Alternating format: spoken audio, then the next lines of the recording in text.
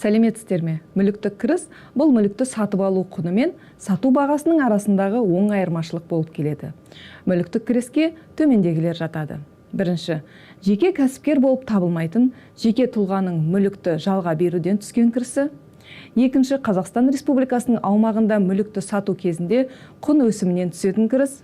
Үшінші, Қазақстан Республикасының аумағынан тыс жердегі көздерден мүлікті сатудан алынған кіріс. Төртінші, мүлікті жарғылық капиталға салым ретінде беру кезінде құн өсімінен түсетін кіріс. Бесінші, талап ету құқығын үлесті қатысу нысандарындағы үлесті беру кірісі. Алтыншы, арнайы салық режимін қолданылатын жеке кәсіпкерлердің басқа активтерді сату кезіндегі құн өсімінен түскен кіріс. Назарларыңызға рахмет. Сіздердің МКД.